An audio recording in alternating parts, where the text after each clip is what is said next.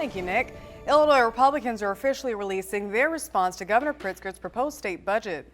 He laid out his plan for the 2025 fiscal year in the State House 2 weeks ago. That's right, Alexandria. And our Marlena Lang has more for us this morning on why Illinois Republicans are criticizing the proposal and what they're looking to change.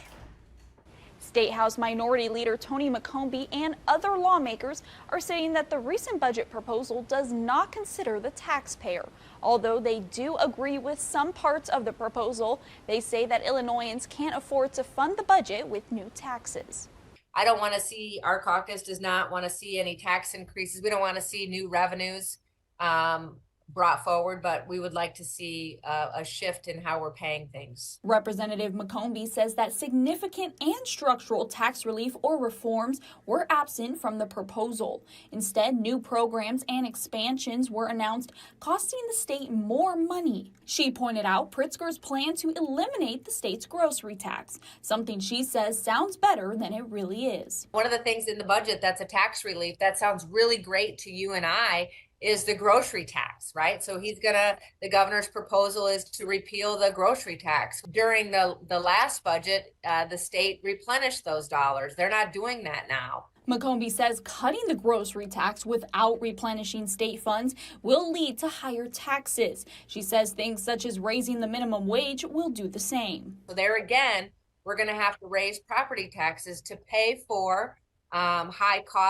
rising costs of insurance, rising cost of salaries, rising cost of pensions. Republicans are also against the proposed budget funding going towards helping migrants.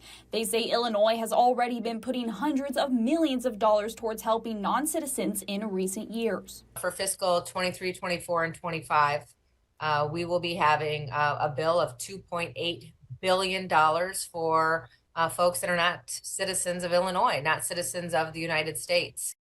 We reached out to the governor's office about the GOP's rebuttal to the budget, and they replied in part, quote, "The governor is glad that Republican lawmakers agree that his track record of growing our communities, enacting business-friendly policies, and putting our most vulnerable first is the best path for this state to continue on.